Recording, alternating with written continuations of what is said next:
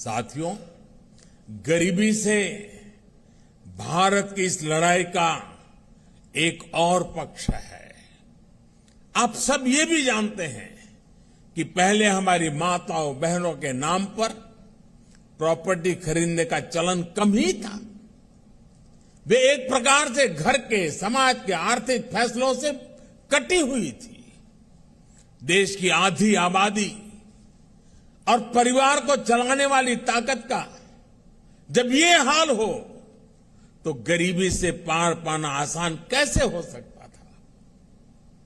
अब जब बहनों के नाम बैंक अकाउंट खुले, उनके नाम पर घरों की रजिस्ट्री हुई, उनके नाम पर ऋण मिलने लगे, तो एक नया सामर्थ्य समाज में पैदा हुआ।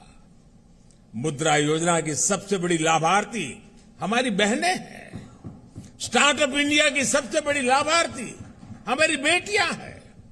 जो देश में 9 करोड़ स्वयं सहायता समूह बने हैं, उनकी सबसे बड़ी लाभार्थी गांव में रहने वाली दलित, पिछड़े, आदिवासी समाज की बहनें हैं। मैं पिछले दिनों मध्य प्रदेश गया था, एक आदिवासी गांव में गया था। वहां ये स्वयं सहायता समूह की आदिवासी बहनों से मिलना हुआ। जितने समूह थे, उन्होंने कहा अब तो हमारी पहचान है, हम लखपति दीदी हैं। हमारा कारोबार इतना है कि आज हम लखपति बन गए हैं। ये बहुत बड़ा परिवर्तन है साथियों, एनडीए सरकार ने महिलाओं के कल्याण को, उनकी तकलीफ कम करने को सर्वोच्च प्राथमिकता दी है। जब घर में टॉयलेट बना तो बहनों को सम्मान और सुरक्षा दोनों मिला। जब नल से जल आया, गैस का सिलेंडर आया, तो उनकी परेशानी कम हुई, उनके समय की बचत हुई। इस समय को वो अपने परिवार की आय बढ़ाने में उपयोग कर रही है। ये सिर्फ गरीबी से बाहर निकलने का प्रयास नहीं है, बल्कि वुमेन लेड डेवलपमेंट का रास्ता है, जिसे एनडीए सशक्त कर रहा है। आज डिफेंस से लेकर माइनिंग तक हर सेक्टर को बेटियों के लिए खोल दिया गया है। देश को पहली आदिवासी महिला राष्ट्रपति देने का सौभाग्य एनडीए को मिला है। साथियों, 9 साल में हमने केवल एक लक्ष्य के साथ काम किया है कि हम देशवासियों का, खासकर गरीब और वंचित का जीवन बेहतर बना सके।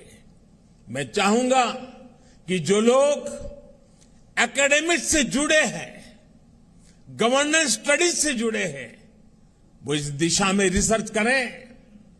किसी भी सरकार का फ्यूचर विजन क्या है, स्केल ऑफ वर्किंग क्या है, स्पीड ऑफ वर्किंग क्या है, उसकी वर्क स्पिरिट क्या है, इसका मूल्यांकन किया जाए। इन सभी पैरामीटर्स पर एनडीए सरकार का काम न केवल असाधारण साबित होगा, बल्कि एक मॉडल के तौर पर उभरेगा। हम केवल आज की जरूरतों के लिए काम नहीं कर रहे हैं, हम आने वाली पीढ़ियों के भविष्य को भी सुरक्षित बना रहे हैं। मैं आपको एक उदाहरण देता हूं। हमारे लिए बहुत आसान था कि आजादी के 75 साल पूरे होने पर हम भी कोई स्मारक बना देते, दिल्ली में कोई ऐसी इमारत अपने नाम पर खड़ी कर देते थे, या कोई मूर्ति लगवा देते। लेकिन हम देश के कोने कोने में 1 लाख अमृत सरोवर बना रहे हैं। हमारा स्केल, हमारा स्पीड, हमारी स्पिरिट, और इसकी वजह से हमारे काम का स्कोप ये अभूतपूर्व है। हम विकास भी कर रहे हैं और विरासत को भी सहेज रहे हैं। हम मेक इन इंडिया पर भी बल दे रहे हैं और पर्यावरण की रक्षा भी कर रहे हैं।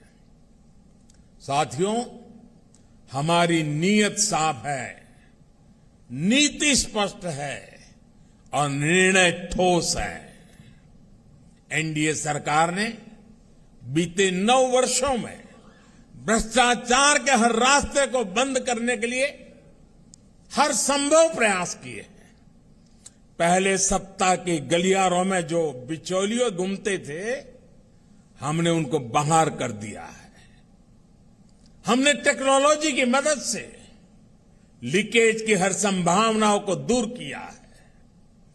जनधन, आधार, मोबाइल, इसकी त्रिशक्ति से हमने करोड़ों फर्जी लाभार्थियों को गरीबों का हक छीनने से रोका है। अब सोचिए, देश में करीब करीब 10 करोड़ ऐसे फर्जी लाभार्थी थे जिनका जन्म ही नहीं हुआ था और जिन्हें सरकारी मदद जा रही थी।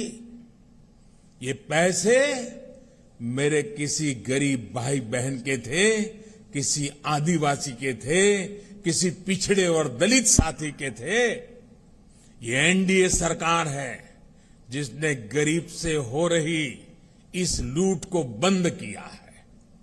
इन 9 वर्षों में 30 लाख करोड़ रुपए, यह आंकड़ा छोटा नहीं है, 30 लाख करोड़ रुपए डायरेक्ट बेनिफिट ट्रांसफर डीबीटी के जरिए सीधे लाभार्थियों के बैंक खातों में पहुंचे। ऐसा करके हमने गरीबों का कम से कम 3 लाख करोड़ रुपया गलत हाथों में जाने से बचाया है। साथियों, लोकतंत्र में राजनीति अलग अलग विजन को देश के सामने रखने का एक माध्यम होती है, लेकिन हर विजन का, हर विचारधारा का मकसद एक ही होता है, गुड गवर्नेंस और देशवासियों की सेवा। पॉलिटिक्स में प्रतिस्पर्धा हो सकती है, लेकिन शत्रुता नहीं होती। आखिरकार हम एक ही देश के लोग हैं, एक ही समाज का हिस्सा है। लेकिन दुर्भाग्य से आज विपक्ष ने अपनी एक ही पहचान बना ली है, हमें गाली देना, हमें नीचा दिखाना। बावजूद इसके हम एनडीए के सभी साथियों ने हमेशा देश को दलों के हित से ऊपर रखा है। हमने राजनीतिक सौहार्द और शालीनता को बनाए रखने के लिए प्रयास किए हैं। ये एनडीए सरकार ही है जिसने प्रणब दा को भारत रत्न दिया, जो जीवन भर कांग्रेस में रहे थे, लेकिन हमें उन्हें ये सम्मान देने में संकोच नहीं किया। ये एनडीए सरकार ही है जिसने मुलायम सिंह यादव, शरद पवार, गुलाम नबी आजाद, तरुण गोगोई, एमसी जमीर, मुजफ्फर बेग, ऐसे अनेक नेताओं को जो राजनीतिक दृष्टि से हमारे साथ नहीं है, हमारे खिलाफ है, हमने पद्म सम्मान दिया है उन लोगों को। ये नेता भी कभी बीजेपी या एनडीए में नहीं थे, लेकिन हमने देश सेवा में उनके लंबे योगदान को स्वीकार किया, उसे सराहा, उन्हें सम्मानित किया। लोकतंत्र की ये मूल भावना एनडीए की कार्यशैली में आपको हर जगह दिखेगी। जी न्यूज।